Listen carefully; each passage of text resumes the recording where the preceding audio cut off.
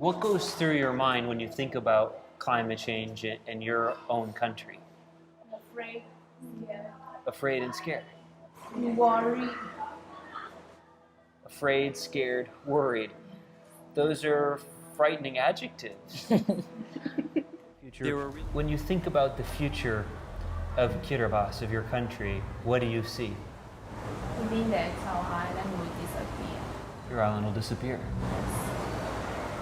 Is there skepticism? The burning of fossil fuels and other sources of greenhouse gas emissions have been transforming the Earth's climate and putting the world's most vulnerable communities at risk. Our global dependence on petroleum, coal, natural gas, and other fossil fuels, and the global investment patterns behind this dependence puts pressure on countries to protect their communities from climate impacts.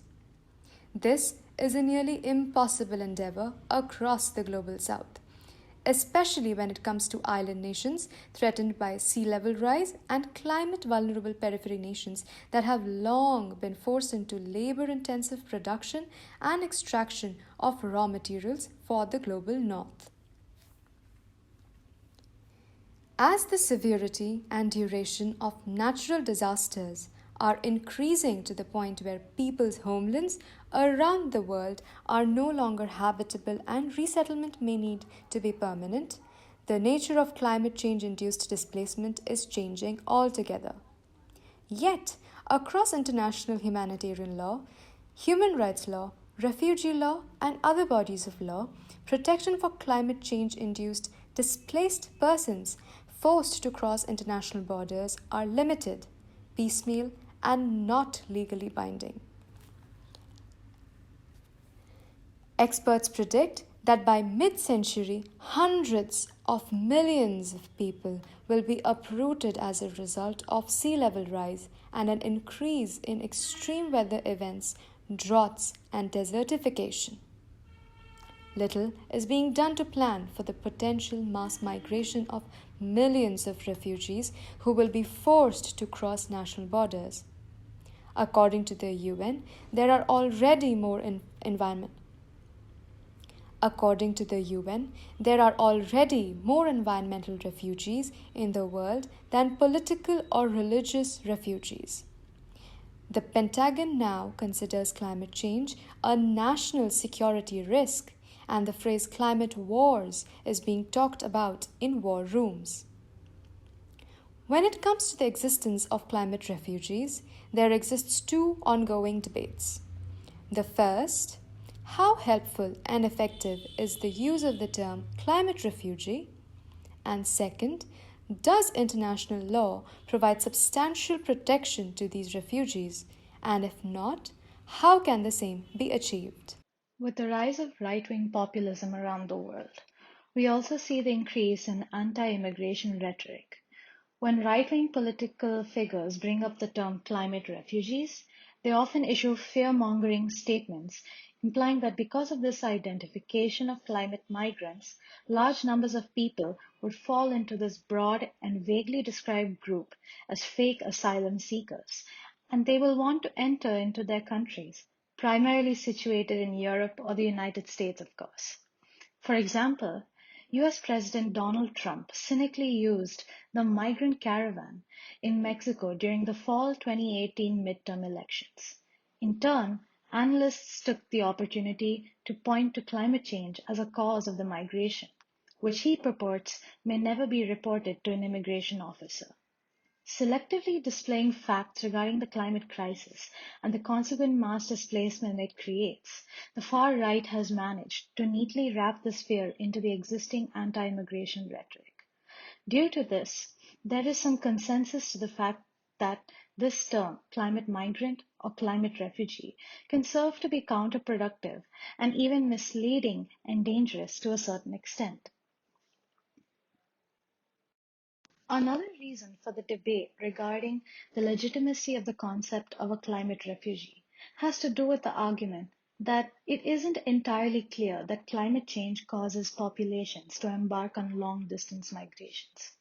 The way this is justified is that the term climate refugee merges together with coastal inundations, submerging islands, desertification, and natural disasters into one large category, highlighting one sole cause for displacement.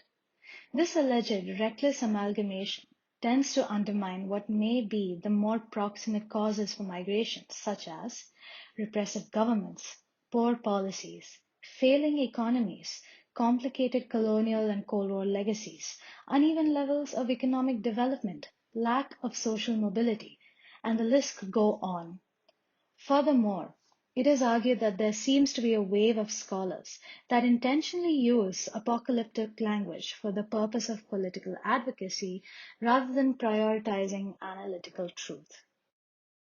Aside from the above, there also seems to be some resistance towards the category of climate refugees by Pacific states.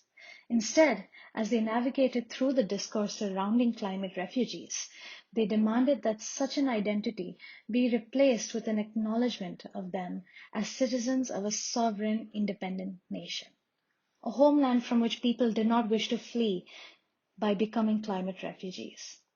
This essentially was a nationalist response to the advocacy by the media and foreign nations, saying that relocation was the only option available to the people belonging to these countries.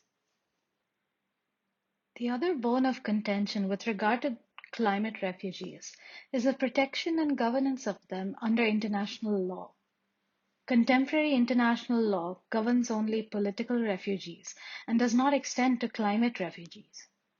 According to the 1951 Geneva Convention on Refugees adopted in the aftermath of World War II, a refugee is a person who, owing to a well-founded fear of being persecuted for reasons of race, religion, nationality, membership of a particular social group, or political opinion, is outside the country of his nationality and is unable or owing to such fear is unwilling to avail himself of the protection of that country, or who, not having a nationality and being outside the country of his former habitual residence as a result of such events, is unable or owing to such fear is unwilling to return to it. Advancements have occurred since, where proposals were made by the Nansen Initiative, which were based on pledges made by the governments of Switzerland and Norway to recognize forced displacement related to disasters as a giant humanitarian threat facing the international community. The Nansen Initiative has gained considerable traction and is the only framework that seeks to govern cross-border displacement. However, confining the framework to climate displacement due to severe weather events is rather restrictive, as those who are displaced due to other consequences associated with climate change, such as sea level rise, will not fall within this framework. Now, little known fact is that there is potential for international law to protect climate refugees by the use of precedent from a landmark ruling of the UN Human Rights Committee from 2015. The judgment relates to the case of Ioan Te Tiota, a man from the Pacific island of Kiribati. In 2015, Te Tiota applied for protection from New Zealand after arguing his life and his family members' lives were at risk due to the effects of climate change and sea level rise. The Republic of Kiribati is considered one of the countries most at risk of being rendered uninhabitable by rising sea levels. The UN committee ruled, however, that in the time that might happen, which could be 10 to 15 years, there could be intervening acts by the Republic of Kiribati with the assistance of the international community to take affirmative measures to protect and, when necessary, relocate its population. As a result, the committee ruled against Te Tiota on the basis that his life was not at imminent risk. However, there is a silver lining to this. The committee's ruling essentially recognized that climate refugees do exist, a first for the UN body. The ruling acknowledges a legal basis for refugee protection for those whose lives are imminently threatened by climate change. The UN High Commissioner for Refugees, Filippo Grandi, confirmed that the recent ruling means that those displaced by climate change should be treated like refugees by recipient countries. Grandi even went to say, the ruling says if you have an immediate threat to your life due to climate change, due to the climate emergency, and if you cross the border and go to another country, you should not be sent back because you would be at risk of your life, just like in a war or in a situation of persecution. After a close examination of the refugee crisis, we came to the conclusion that an immediate depoliticization of the discourse is imperative.